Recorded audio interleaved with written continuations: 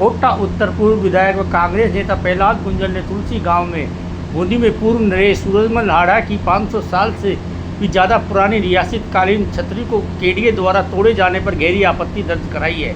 गुंजल ने आज बूंदी में तुलसी गांव में पहुंचे और जहां उन्होंने ग्रामीणों से चर्चा करके कहा कि यह छतरी तोड़ने का विषय नहीं है, पूर्व महाराजा सूरजमल लाड़ा जी की छतरी थी, जो तोड़ना लोगों की आस्था के साथ खिलवाड़ है। उन्होंने कहा सर्व समाज इसमें गहरी आपत्ति प्रकट करता है, हमें भी आपत्ति है। गुंजल ने कहा कि सर्व समाज जो भी निर्णय लेगा हम उनके साथ है।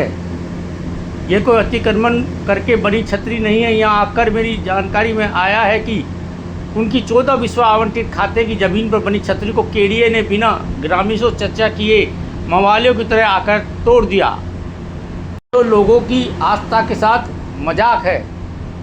गुंजल ने कहा कि यह सिर्फ राजपूत समाज ही नहीं, सर्व समाज की आस्था का प्रतीक है, जिसके चलते समाज जो भी निर्णय करेगा उससे हम उनके साथ है। समाज की भावना से जुड़ा हुआ विषय हो, उस पर रखने का नैतिक दायित्व बनता है उनका। अपना स्पष्टीकरण दे, वो इस छतरी को तोड़वाने के पक्ष में है या इसके खिलाफ है।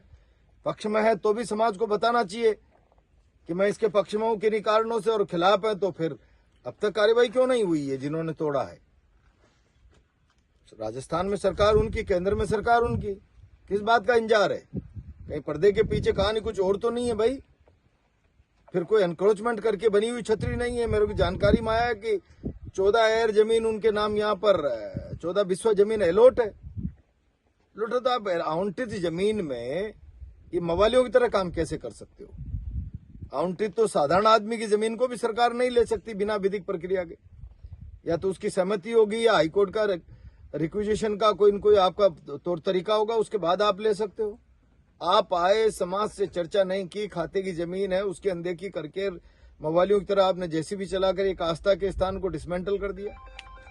मैं समझता हूं बड़ी शर्मनाक, लज्जाजनक और निंदनीय बात है, और मैं इसका घोर विरोध करता हूं।